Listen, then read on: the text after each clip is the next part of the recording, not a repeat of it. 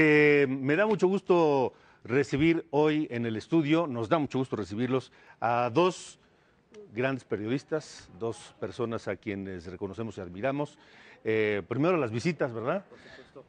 Diego Enrique Osorno, ¿cómo estás? Hola, ¿qué tal? Muy buenos días. Periodista, Encantado de estar reportero, aquí. escritor. Felicidades por el Gracias. lanzamiento del canal. Muchas Se ve gracias. muy bien, ¿eh? Muy bien todo. Muchas gracias, muchas gracias. Y a mi querido Hugo Corso. ¿Cómo estás, ¿Cómo Alex? estás? Buen día, Que Alma. Buenos fue días, bienvenido, Hugo, también. el editor del Heraldo, pues, 2 años. 2 años. 2 años. 2 años.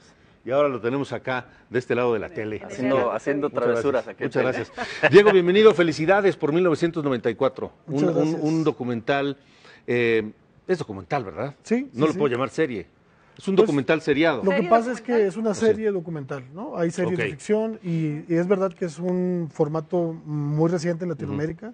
No hay, de hecho, hasta donde entiendo, otra serie documental en México producida por Netflix y tal vez otra plataforma no. Pero sí es serie documental. Ok. 1994. Creo que fue muy preciso el título.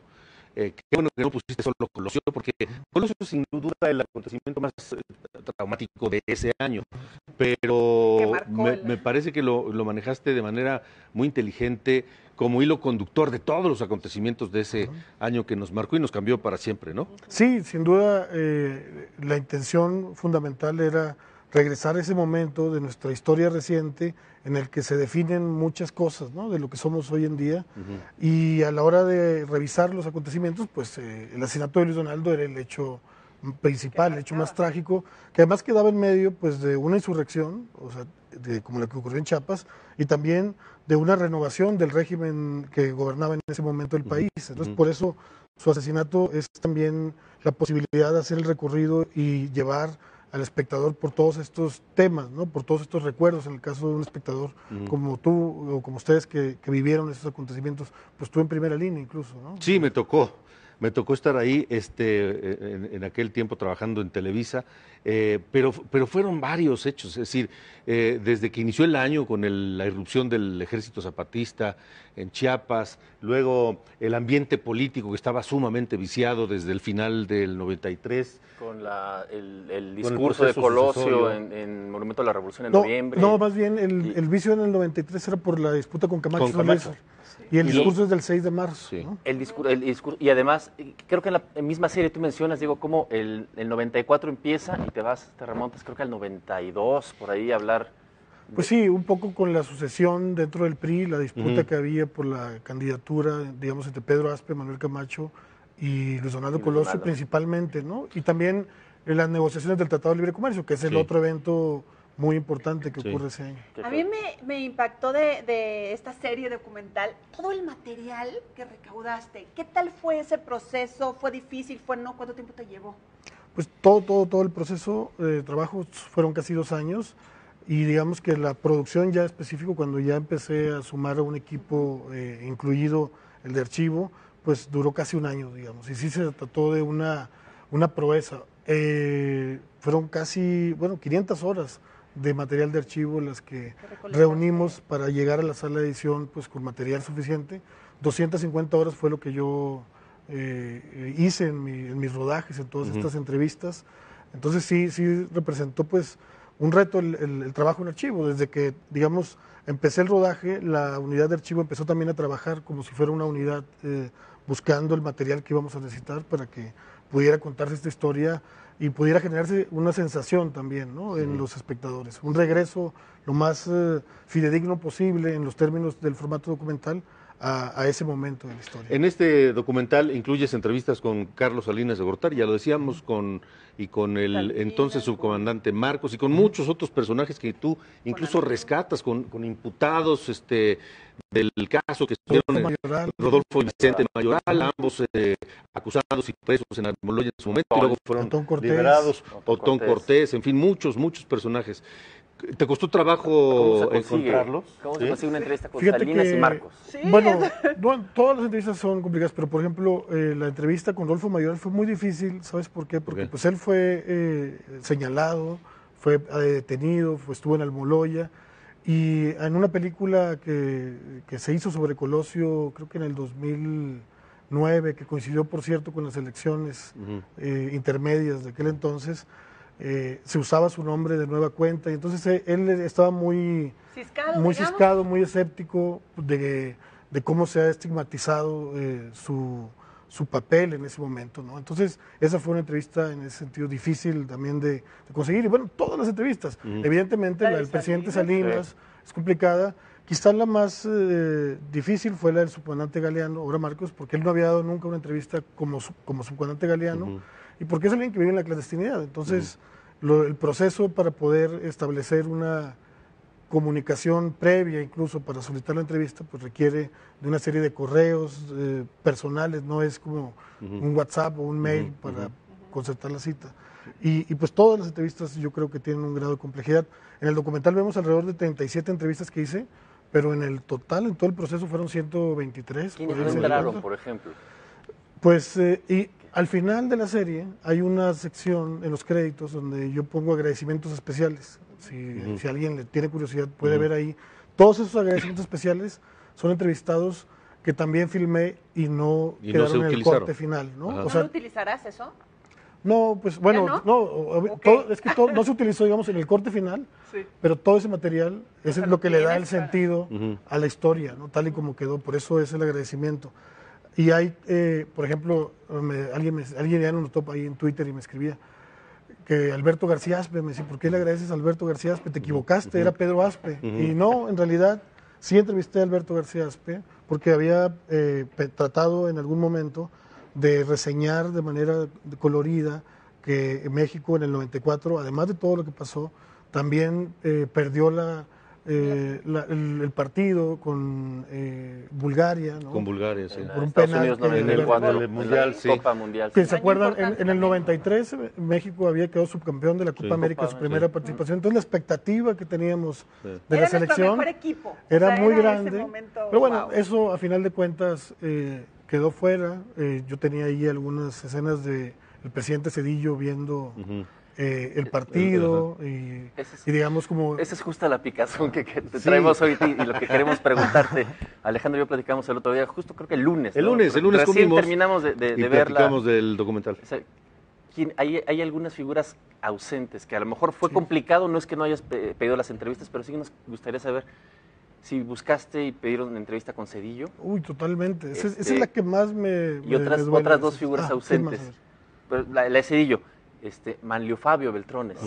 También. Y José Córdoba. Ahorita nos cuenta la historia. Y un personaje muy tenebroso en la vida política de ese año y espero que ya no actual, José Córdoba Montoya. Sí, miren, las tres entrevistas evidentemente las solicité. Para mí la más importante era la del presidente Zedillo, obviamente. Quedaron dudas que queríamos saber. Sí fue, pues el presidente después de su gobierno no ha dado entrevistas sobre temas políticos, algunas sobre macroeconomía o sobre la despenalización de las drogas, que es una de las, digamos, agendas que él tiene hoy en día.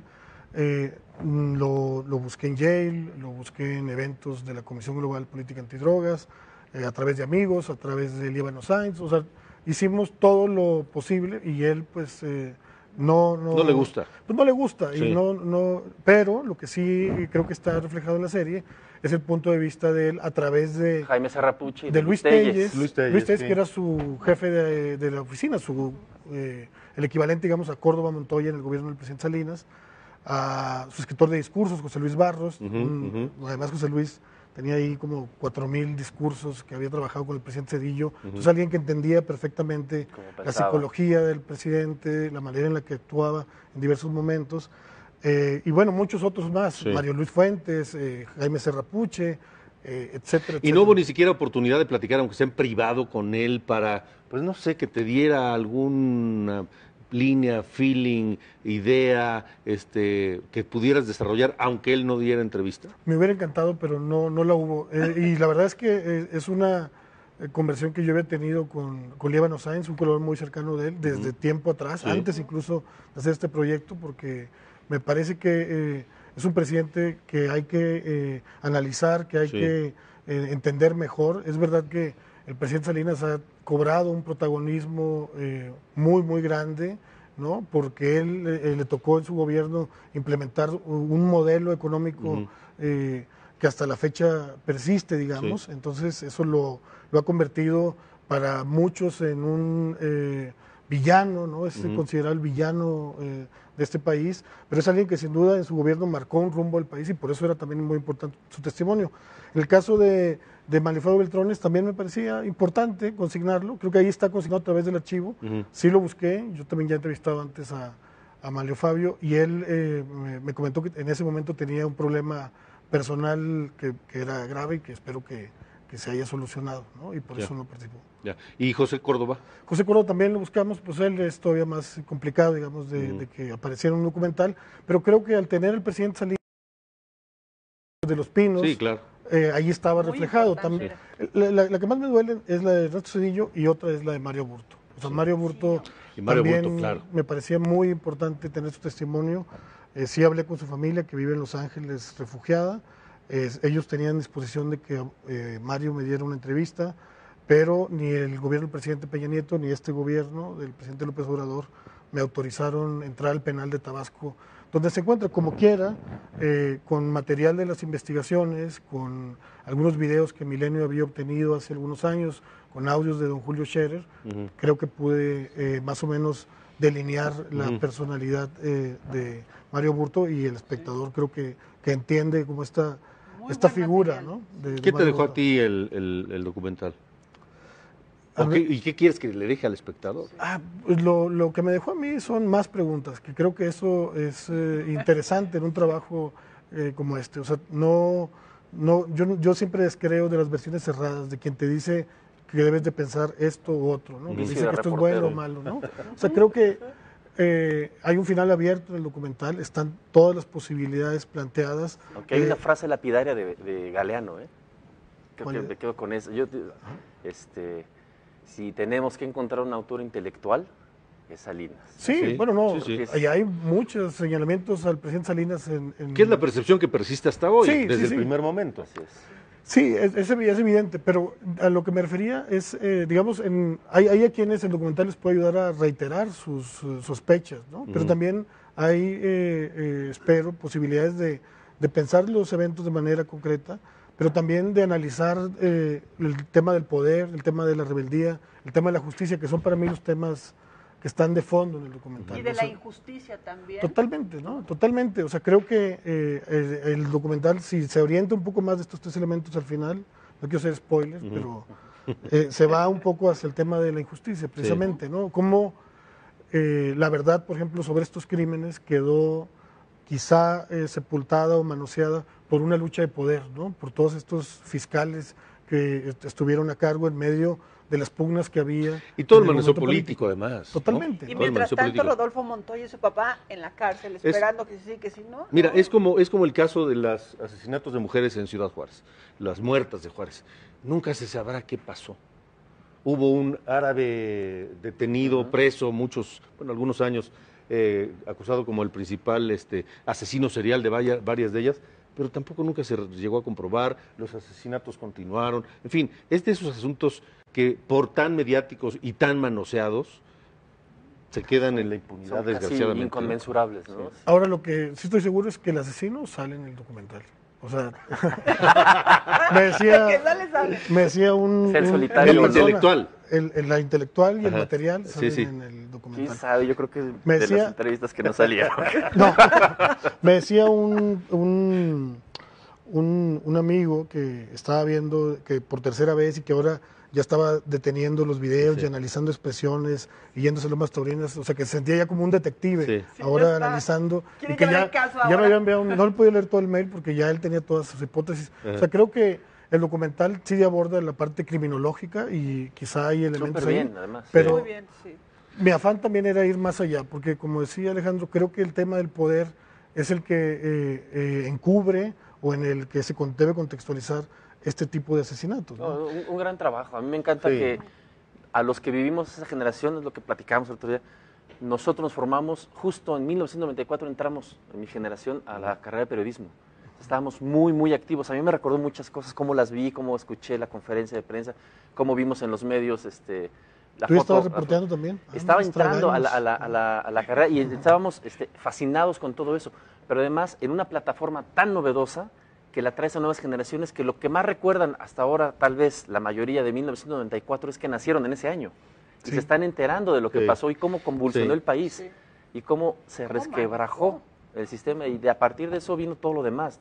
El carro completo de Cedillo en el 94, la victoria de Fox en el 2000, etc. Creo que tiene ese gran mérito. Traes al público actual ese año tan importante. ¿Cómo va la transmisión? ¿Cuántas vistas? O no sé cómo lo midan en Netflix. Pues estamos felices, o sea, realmente sí ha tenido un impacto y una transmisión muy interesante, exitosa, no me gusta usar palabras exitosas, pero bueno, interesante o muy amplio.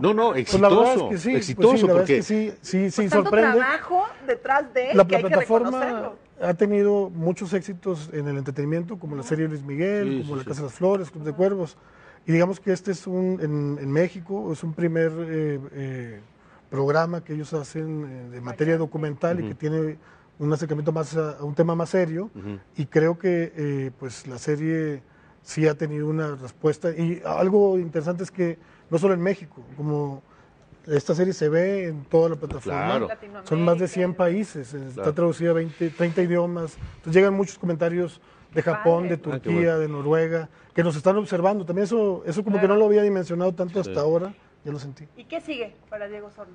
Después de esto que pues que te deja ahora, ¿no? Sí. 1995, ¿no? Nos vamos a ir así, ¿no? O el 2000. 1994.2, así la segunda parte. Pues, o en otro país también, habrá que ver, ¿no? Hay años que también marcaron otros países. Vamos a ver, yo estoy, la verdad, estoy terminando un libro que está por salir. Vienes, ¿no? Hay algunos que sí, con mucho gusto. Vienes a presentarlo. Sí, con mucho gusto, sí. Ahora. Algunos cortos, documentales que yo ya tenía y que ahora ya, cuando terminé el proceso de edición, pude liberar y pues bueno.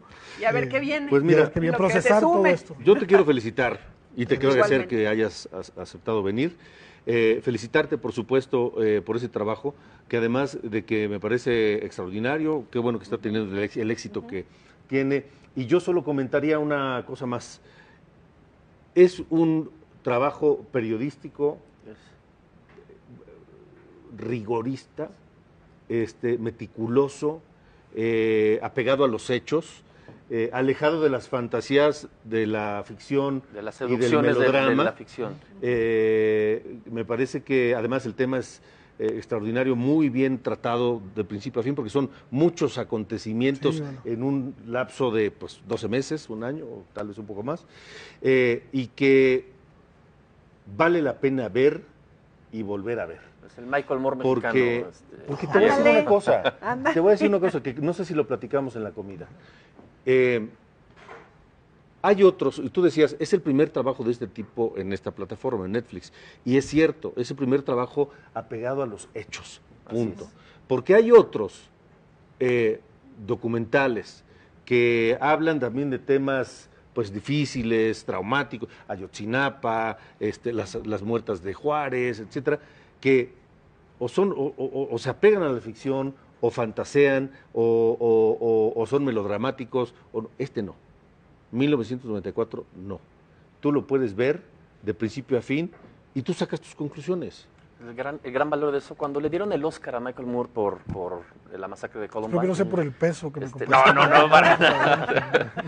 Él decía, a mí me gusta hacer documentales porque en este país ya hay mucha ficción. Y si la frase sirve, pues en un lugar donde ya hay tanta ficción o tantos rumores sobre la versión que pudo haber tenido algo, se agradece un documental. Alguien que nos diga, aquí están los hechos, tú amárralos como quieras. Sí, y bueno, y en razón a lo que dicen, creo que en México hay un gran momento del cine documental, ¿no? O sea, a mí me tocó la fortuna antes de hacer este documental de trabajar con otros documentalistas extraordinarios, ¿no? Como Everardo González, como Bernardo Ruiz, como Emiliano Altuna, Roberto Olivares, son nada más 4 nombres de una lista larga, ¿no? Está Tatiana Hueso y otros documentalistas que en México están tratando de analizar la realidad de una manera seria, de una manera profunda y de plantear no respuestas fáciles, sino preguntas complejas al espectador y yo creo que eso es interesante. Ahora, yo para este trabajo conté, como soy periodista,